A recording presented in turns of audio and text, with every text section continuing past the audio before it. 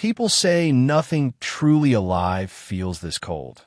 But Lily Carter would remember later that the first thing she noticed wasn't the silence. It was the warmth. The man lying beneath a collapsed heap of rusted metal in the junkyard should have been ice cold in the November rain. Yet when her trembling fingers brushed his wrist, heat pulsed beneath his skin like a hidden fire. Wrong. Impossible. And enough to make her jerk back as her breath fogged in the air and her heart slammed against her ribs. She should have walked away. She knew that. Every instinct built from years of scraping by told her not to get involved, not to touch things that didn't belong to her world, but the storm roared overhead, wind rattling loose sheets of tin, and something about him, too still, too perfect, pulled her closer instead of pushing her away. "Hey," she whispered, voice barely cutting through the rain, crouching beside him, her boots sinking into mud, her worn jacket already soaked through. "Can you hear me?" No answer, not even the faintest movement, but he didn't look like anyone she'd ever seen, his features sharp and flawless like a sculpture, his skin pale in a way that didn't match sickness, but something older, something untouched by time. Lily swallowed hard, glancing over her shoulder at the empty stretch of yard, rows of discarded cars and broken machines stretching out like a graveyard of metal. No one around, no help coming. Just her and this stranger who didn't make sense. "Great," she muttered under her breath, forcing a shaky laugh. "Because dragging a 6-foot guy out of a junk pile is exactly how I plan to end my shift." But she reached for him anyway, fingers gripping his coat, hauling with all the strength she had until his body shifted free with a heavy scrape of steel against steel. As she pulled him into clearer view, something slipped from his hand, a ring, thick gold, catching the faint light from a flickering yard lamp, engraved with a crest that looked too intricate, too deliberate to belong here. Lily picked it up without thinking, turning it between her fingers, and for a split second she felt it, like the metal was watching her back. "Nope," she whispered quickly, dropping it back into his palm. "Not my business." But when she tried to stand, her foot caught on a jagged edge of scrap, pain biting into her skin as her palms scraped across a sharp surface, a thin line opening across her hand. And before she could even react, a single drop of blood slipped free and landed on his wrist. Everything stopped. The rain seemed to hesitate. The wind, pulling back like the world itself, was holding its breath. And beneath her hand, his skin changed. Not visibly at first, but she felt it, a sudden shift, like something deep beneath the surface had awakened. Lily's eyes widened as faint golden lines began to glow under his skin, spreading outward from where her blood had touched him, forming a pattern she couldn't understand but somehow recognized, ancient and deliberate. And then the same burning sensation flared in her own palm, the exact same pattern igniting beneath her skin. "What is happening?" she whispered, voice breaking, trying to pull her hand away, but unable to move, like she'd been locked in place. And then his chest rose, slow, deliberate, unmistakably alive. Lily froze completely as his eyes opened. Not gradually, not groggy like someone waking up, but instantly, sharply, locking onto her with a gaze that didn't belong in this world, eyes that glowed a deep, impossible crimson, ancient and aware and terrifyingly focused. For a long second, neither of them moved, the storm crashing around them, metal groaning in the wind, but all Lily could feel was that gaze, pinning her in place, seeing straight through every wall she had ever built. Then, in a voice low and steady and far too calm for someone who had just woken from nothingness, he spoke. "You shouldn't have found me." And somewhere in the distance, engines began to hum, smooth and controlled, approaching fast, too fast, and Lily realized with a sinking certainty that whatever she had just touched, whatever she had awakened, had already begun to change. Everything. The engines grew louder, not like anything Lily had ever heard in this part of town, smooth and controlled, cutting through the storm as if the rain did not dare touch them, and panic surged through her chest as she finally stumbled back, breaking whatever invisible hold had frozen her in place. "I did not mean to," she said quickly, her voice shaking, Her eyes locked on the man as he slowly pushed himself upright with a kind of effortless precision that made no sense after being buried under scrap metal. His movements too fluid, too exact, like gravity, was only a suggestion to him. The golden mark on his wrist faded beneath his skin, but did not disappear, and Lily could still feel the heat of its twin burning faintly in her palm. A reminder that whatever had just happened was real, and it was tied to her now. Headlights flooded the yard, blinding white beams cutting across rusted cars and broken frames, and two black vehicles glided to a stop just a few feet away, their doors opening in perfect unison, figures stepping out in long dark coats that moved like shadows, their presence heavy, controlled, and wrong in a way Lily could not explain. She took another step back, her heel catching on loose gravel. "I think you have the wrong person," she said, her words rushing over each other. But no one was looking at her, not at first, because every single one of them had their attention fixed on him. One of the men dropped to one knee without hesitation, head bowed, voice low but steady. "Your Majesty, we have been searching," and the air seemed to tighten around the words, as if even the storm had to listen. Lily's mind struggled to catch up.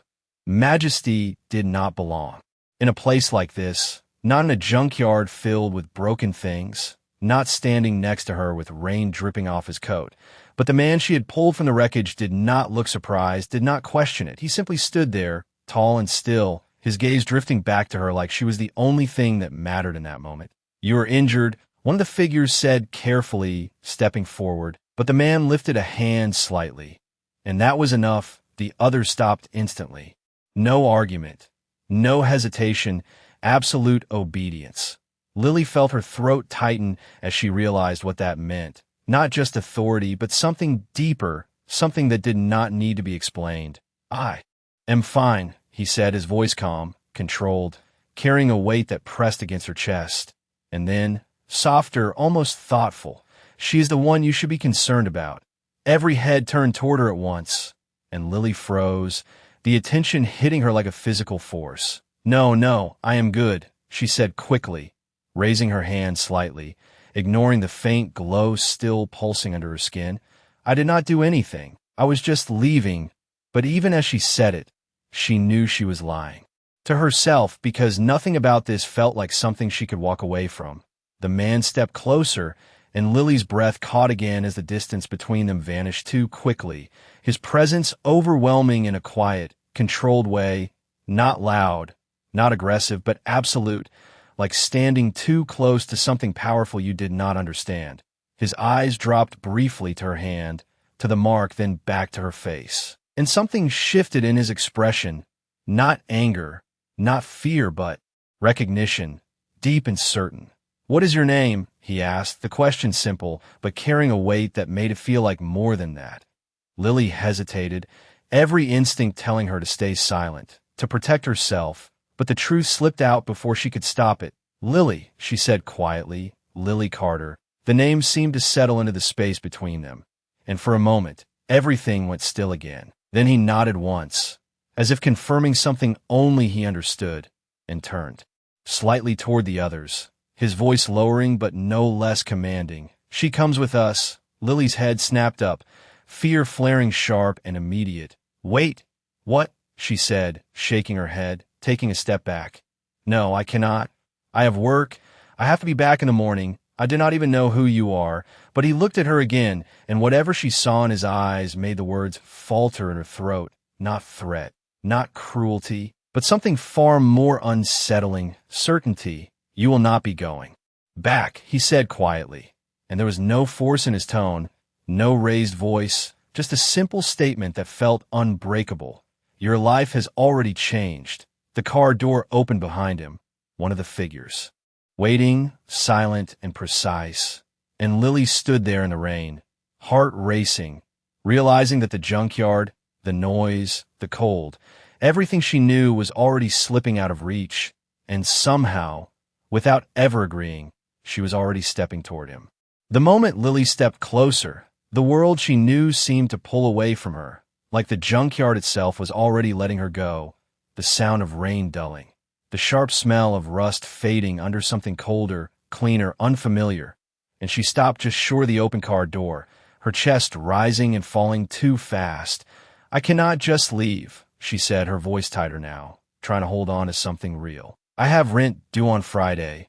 I have a boss who will fire me if I do not show up. I have a life." The words felt small the second they left her mouth, because standing in front of her was a man who did not belong to any of those things, and deep down, she knew it. He watched her quietly, rain sliding down his face without changing his expression, his eyes steady, focused, as if he was measuring something she could not see. "That life ended the moment you touched me," he said, not unkind, not cold, just certain, and that certainty hit harder than anything else. Lily shook her head immediately, stepping back. "No, that is not how this works. You do not get to decide that." But even as she spoke, her hand throbbed, the faint glow beneath her skin pulsing in quiet rhythm, reminding her that something had already changed, something she could not undo. One of the men by the car shifted slightly, his gaze flicking to her hand, then quickly away, like even looking at it too long was not allowed. And Lily caught that, her fear sharpening into something else, something more. "Aware, what did you do to me?" she demanded, her voice steadier now, stronger. And for the first time, the man in front of her paused, just for a fraction of a second, like the question mattered more than anything else she had said. His eyes dropped to her palm again, then lifted back to her face, and when he spoke, his voice was quieter, almost thoughtful. "I did nothing," he said. "You did." Lily blinked, confusion cutting through her fear. "That does not make any sense," she said. But he did not argue, did not explain further. Instead, he turned slightly, glancing toward the dark horizon beyond the junkyard, as if he could see something coming long before she could, and the subtle shift in his posture changed everything. The air tightening again, the figures around him straightening, alert without being told. Lily felt it too, a faint vibration in the ground, distant but growing, like something approaching that she could not yet see, and instinctively, she took another step back. "What is that?" she asked, her voice dropping, but no one answered her because they were all watching him, waiting. He looked back at her then, and whatever calm had been there before was gone, replaced by something sharper, more urgent. "You need to get in the car," he said, and this time was not a suggestion, not a quiet statement. It was a decision already made. Lily's heart jumped. "I told you, I'm not going anywhere," she said even, as her voice wavered slightly. But he was already moving, closing the distance again in a way that made her breath catch, stopping just close enough that she could feel the cold radiating from him, feel the difference between them in a way she could not ignore anymore. His gaze held hers, intense, unwavering. "If you stay here," he said, low and steady, "they will find you."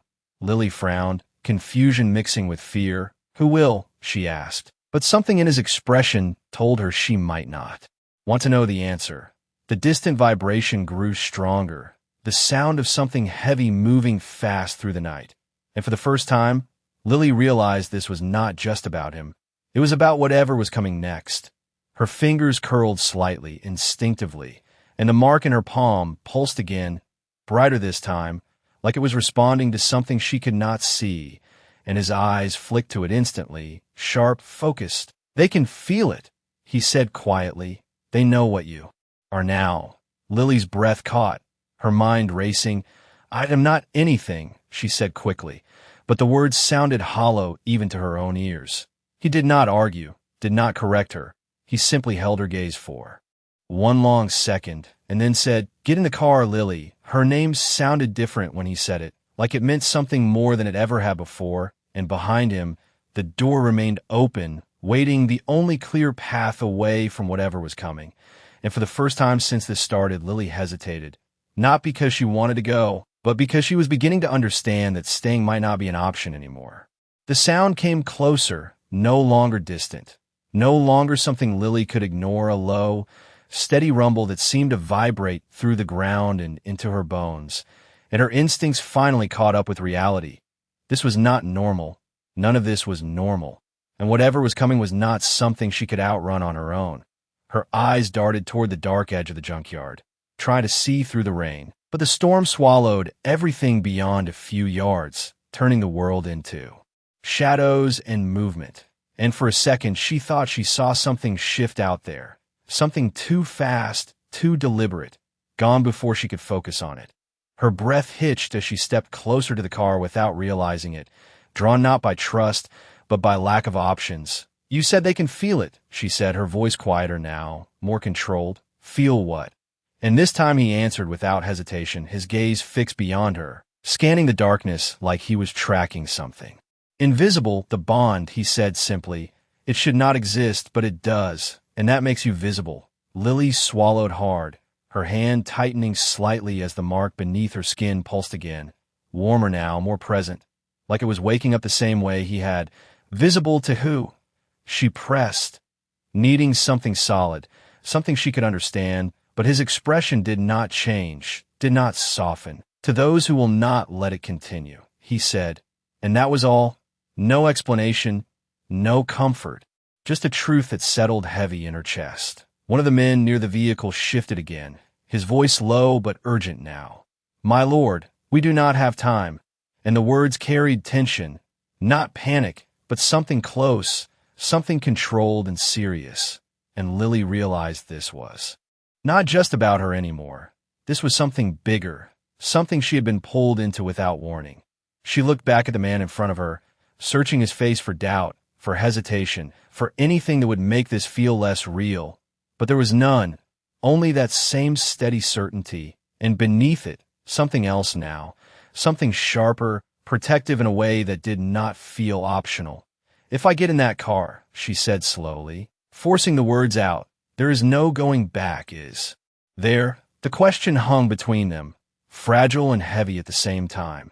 And for the first time since she met him, he did not answer immediately. His eyes held hers, and in that silence, Lily understood the answer before he spoke. "No," he said quietly, and there was no deception in it, no attempt to soften the truth. "There is not." Her chest tightened, the weight of everything she was about to leave pressing down on her all at once. The small apartment, the overdue bills, the routine she had fought to maintain, all of it suddenly distant, fragile, like it belonged to someone else already. The rumble grew louder, closer, and this time she saw it. Movement cutting through the rain at the far edge of the yard. Shapes that did not move like people, too fast, too precise, closing the distance with unnatural speed, and something inside her snapped into clarity, fear giving way to decision. She turned back to him, her voice steady despite the storm in her chest. "If I come with you," she said, "you tell me everything." It was not a demand, not exactly, but it was the only control she had left to claim. And he studied her for a brief second, something unreadable passing through his eyes. Then he gave a single, almost imperceptible nod. "I will tell you what you need to know," he said, and it was not a full promise, but it was enough. Lily exhaled slowly, the choice settling into place. And without looking back again, she stepped forward and climbed into the car, the door closing behind her with a quiet, final sound that cut her off from the junkyard, from the rain, from everything she had known. And as the vehicle began to move, smooth and silent, she caught one last glimpse. Through the rain-streaked window of the shadows, reaching the place where she had been standing only seconds before. And for the first time, she realized she had not escaped something. She had been taken out of its reach just in time. The moment the door sealed shut, the noise of the outside world vanished like it had never existed. The pounding rain reduced to a distant whisper against tinted glass, and Lily sat frozen in the back seat, her hands clenched tightly in her lap as the car moved forward with impossible smoothness. No bumps, no engine roar, just silent motion that made her stomach tighten. She glanced at the window, expecting to see the familiar chaos of the junkyard fading behind them. But the view shifted too. Quickly, shadows blurring past, the world outside already slipping into something unrecognizable. And that was when it hit her. She had really left. No warning, no goodbye, just gone. Her breath came out unsteady as she turned slightly, her eyes landing on him sitting across from her, composed, still, as if none of this was unusual, as if pulling someone out of their life in the middle of a storm was simply another decision in a long line of them. "You said you would explain," she said, her voice quieter now, but firm, holding on to the one thing she had asked for. And for a moment, he did not answer. His gaze fixed ahead, focused on something beyond the car, beyond the road, like he was listening to something she could not hear. Then, slowly, he looked at her, and the intensity of that gaze made her sit straighter without meaning to. "There are things in this world that exist outside of what you know," he said, his tone calm, measured, like he was stating something obvious. "And tonight, you crossed into that world." Lily frowned slightly, frustration flickering through her fear. "That is not an explanation," she said, shaking her head. "That is something people say when they do not want to explain anything." But he did not react to the edge in her voice, did not get defensive. He simply studied her for a second longer before continuing. "You were not supposed to survive that contact," he said. And the words landed heavier than anything else he had said so far, making her chest tighten. Most humans would not. Lily's fingers curled instinctively, her eyes dropping to her palm where the faint glow still pulsed beneath her skin. "Then why did I?" she asked, her voice softer now. Not challenging, just searching. The car turned smoothly onto a wider road, city lights beginning to appear in the distance, blurred streaks of gold and white cutting through the darkness. And he followed her gaze briefly before answering. "That is what we need. To find out." Lily looked back at him sharply. "We," she repeated, the word catching on something deeper, something she was not ready to accept. But he did not correct it, did not take it back, and that made it feel even more real. "The mark on your hand," he continued, his eyes dropping to it again. "It is not random. It is not accidental. It is a bond." Lily swallowed, the words settling uncomfortably in her chest. "A bond with what?" she asked, even though part of her already knew the answer. His gaze lifted to meet hers again, steady, unyielding. "With me," he said simply, and the silence that followed felt heavier than the storm they had left behind. Lily let out a slow breath, shaking her head slightly. "That is not possible," she said, her voice barely above a whisper now. "I do not even know you." But he did not look away, did not soften the truth to make it easier. "You do not need to know me for it to exist," he said. "It was formed the moment your blood touched mine." Lily leaned back slightly, the weight of that settling in, her mind racing to find something logical, something normal, but nothing fit, nothing made sense anymore. Outside, the city grew clearer, buildings rising into view, lights reflecting off wet streets, life continuing as if nothing had changed, and yet everything had, at least for her. "So what happens now?" she asked finally, her voice steady again. Not because she was calm, but because she was forcing herself to be. He held her gaze for a long second, and when he answered, there was something different in his tone, not uncertainty, but something quieter, something that felt almost like a warning. "Now," he said, "you learn how to survive in a world that knows you exist." And as the car carried them deeper into the city, Lily realized that whatever answers she was about to get, they were only the beginning of something far bigger than she had ever imagined. The city lights grew sharper as the car moved deeper into the streets, reflections stretching across wet asphalt like liquid gold. And Lily found herself staring out the window, trying to anchor herself to something familiar. Traffic signals, storefronts, people walking under umbrellas. Normal life, continuing just a few feet away, untouched by whatever world she had just been pulled into. It felt unreal, like she was watching it through glass that separated her from everything she used to understand. And when she looked down at her hand again, the faint glow beneath her skin pulsed softly, steady now, no longer chaotic, like it had settled into something permanent. She exhaled slowly and looked back at him, her voice quieter but more focused. "You said I need to learn how to survive," she said. "Start with something simple. What exactly am I supposed to survive from?" And this time he did not delay, did not speak in vague answers. His gaze steady as he replied, "From those who see power as something to control." Lily frowned slightly, trying to piece that together. "Power," she repeated, her eyes dropping to her hand again. She lifted her palm slightly. "This is power." And for the first time, there was the faintest shift in his expression. Not doubt, Not correction, but recognition of her understanding. Yes, he said, but not the kind you think. The car slowed slightly as it turned onto a quieter street. Buildings growing taller, more refined, the city. Noise fading into something distant and controlled. And Lily felt that shift too, like they were entering a different part of the same world, one that operated under different rules. Then what kind? She pressed, her voice steady, because if she was already here, already in this, she needed to understand it, needed something solid to hold on to. He watched her for a moment, as if deciding how much to say, and then spoke. It is not strength, he said. It is not force, it is connection. Lily blinked, confusion returning. Connection to what?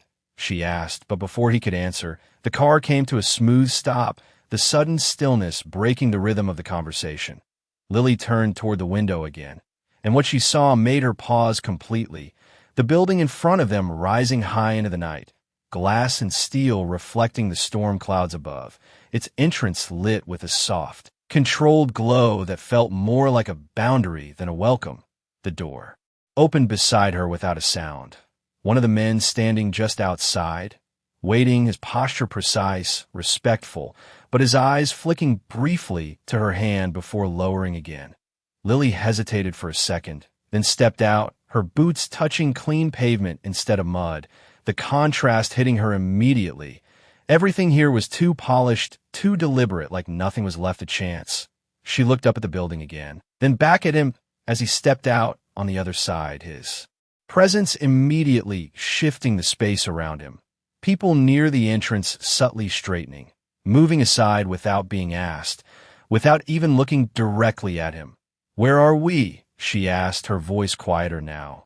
Not from fear, but from the weight of everything pressing in around her. He walked toward the entrance, not waiting to see if she would follow, as if the answer was already decided, and after a brief pause, she moved after him, her steps slower but steady. "A place where you will be safe for now," he said, and there was that word again, safe, but it did not feel simple anymore, not after everything she had seen.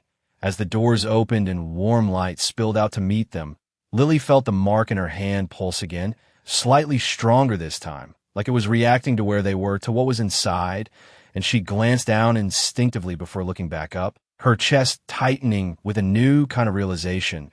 This was not just a place to hide. This was where the world he came from began, and whether she understood it or not, she had already stepped into it. The moment Lily stepped inside, the temperature changed, not just warmer but controlled, precise, like the air itself had been adjusted to perfection, and her footsteps slowed without her meaning them to, her eyes lifting as she took in the space around her. High ceilings stretching above polished marble floors, soft golden lighting reflecting off glass walls that revealed nothing but carefully curated shadows beyond. Everything silent, too silent for a place this large.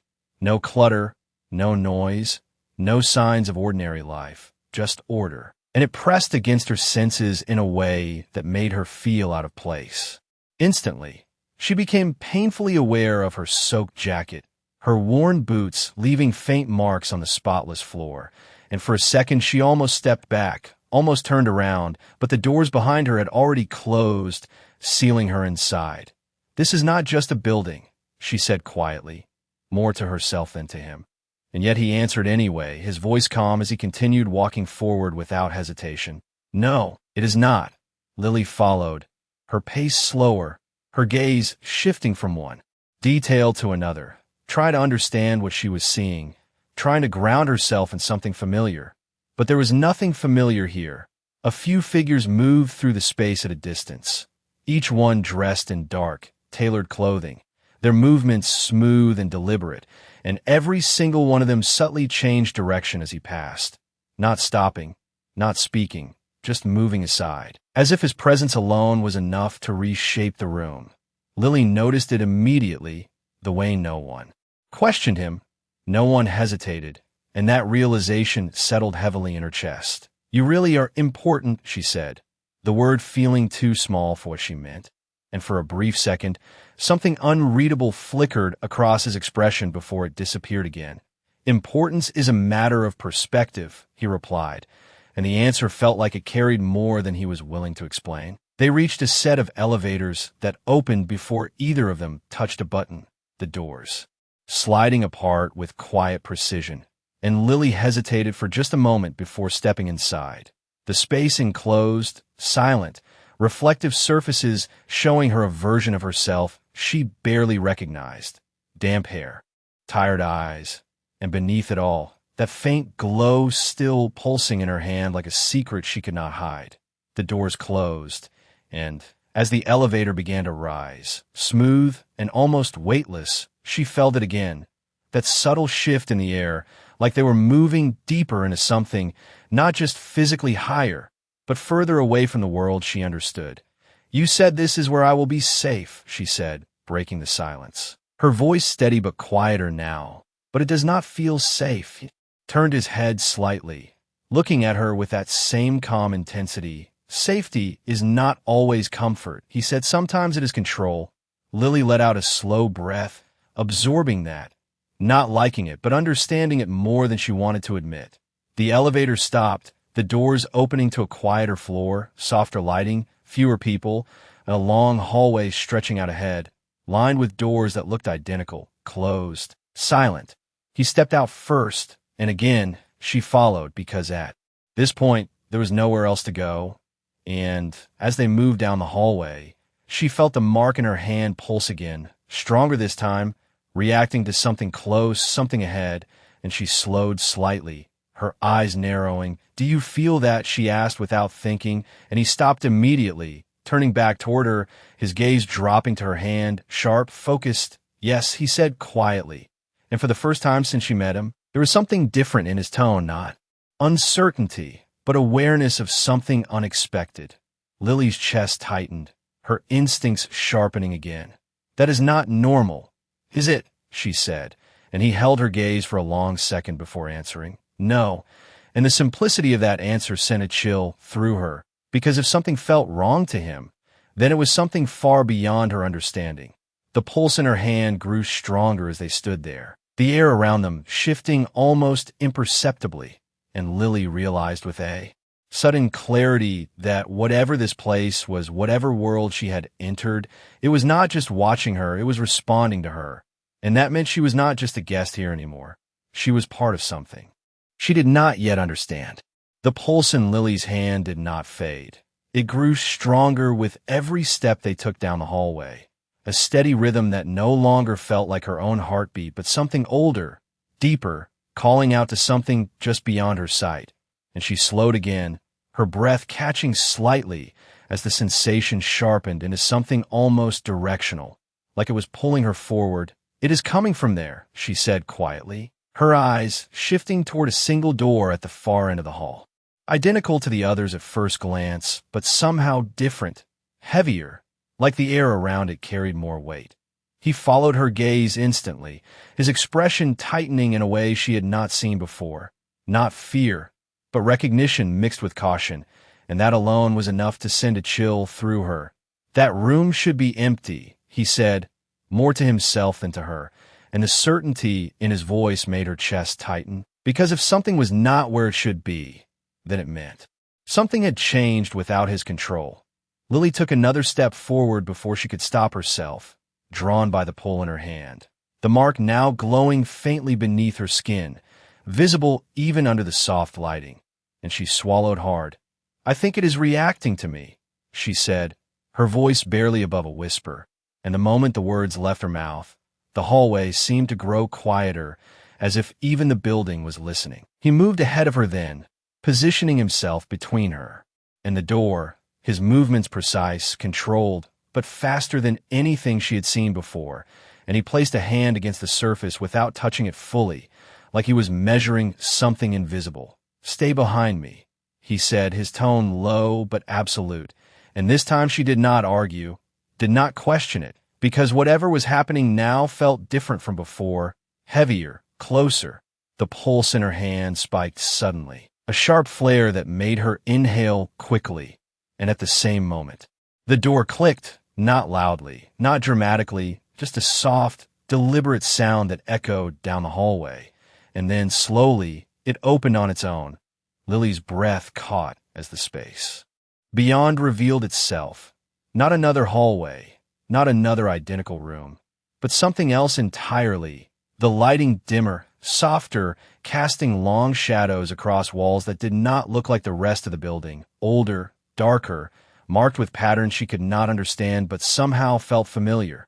The pull in her hand intensified, almost urgent now, and before she realized what she was doing, she stepped forward again, her eyes fixed on the space beyond the threshold.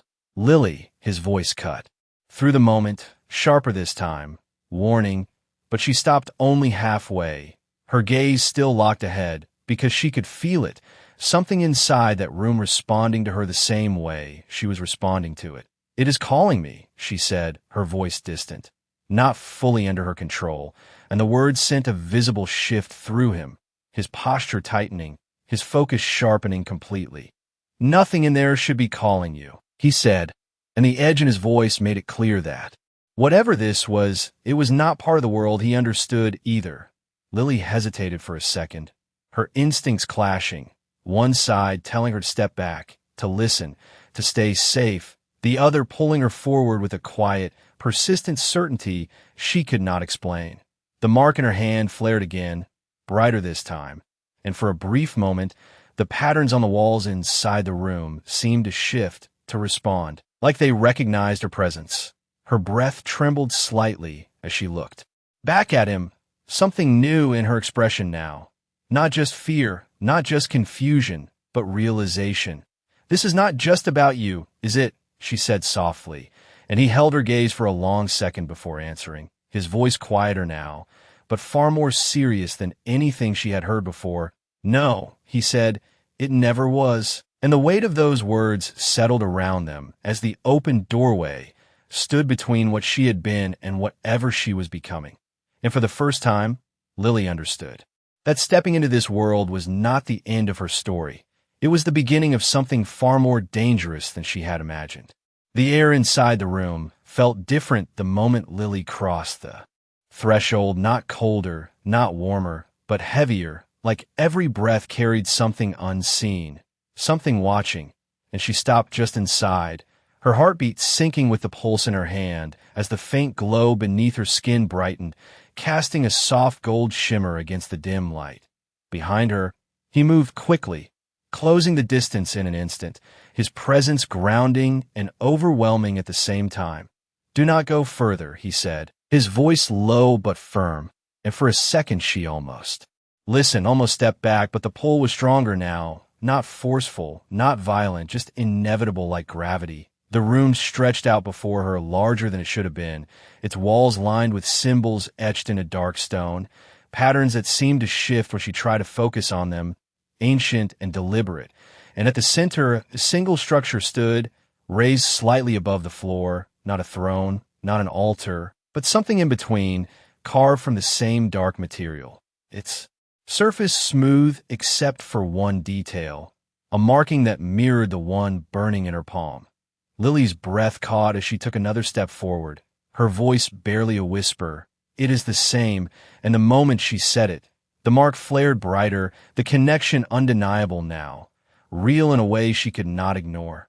"Lily," he said again, sharper this time, and she heard it, she did, but her focus remained locked on that central structure, because something inside her recognized it, not as a memory, but as something deeper, something tied to her in a way she could not explain. Her fingers lifted slightly, almost on their own, the glow intensifying as she moved closer, each step measured but unstoppable. And behind her, he did not follow immediately, not because he could not, but because he was watching, calculating, realizing that whatever this was, it was not something he could control. The moment her foot crossed the final few feet, the room reacted, not with sound, not with movement, but with presence, the symbols along the walls glowing faintly in response, echoing the light in her hand. And Lily felt it, a shift inside her chest, like something had aligned, something had clicked into place. She stopped just in front of the structure, her hand hovering inches above it, the warmth now steady, no longer pulsing, no longer searching, but complete. "What is this?" she asked softly, not looking back, and this time when he answered, his voice carried something new, something heavier than before. "It is not supposed to exist anymore," he said, and the weight of those words settled into the space between them. Lily swallowed, her fingers trembling slightly as she lowered her hand. Closer, the glow reflecting off the dark surface, and for a split second, she hesitated, not out of fear, but because she understood, on some level, that this moment mattered, that whatever she did next would change something permanent. Then her skin made contact. The reaction was immediate, not explosive, not loud, but absolute, the light surging outward from the point of contact, spreading across the surface in intricate patterns that matched the ones on her hand, the entire room responding, in silent synchronization, and Lily gasped softly as a sudden clarity flooded her mind. Not images, not words, but understanding, deep and instinctive. Behind her, he stepped forward at last, his eyes fixed on the unfolding scene, his expression no longer controlled, no longer distant, but sharp with realization. "It chose you," he said quietly, and this time, there was no doubt, no distance in his voice, only certainty. Lily's hand remained on the surface, the glow steady now, and slowly she turned her head, looking back at him with a different expression than before, not just confusion, not just fear, but awareness. "No," she said softly, her voice steadier than it had been since this began. "I think it has always been waiting." The light around them dimmed slightly, settling into a quiet, controlled glow, and in that stillness, something shifted between them, something unspoken but undeniable. Because whatever this bond was, whatever this place had awakened, it was no longer just about survival. It was about something far older, far deeper. And as Lily stood there, connected to something she could not yet name, he understood one thing with absolute clarity the moment she touched. Him in that junkyard had not created something new. It had awakened something that had been waiting long before either of them existed.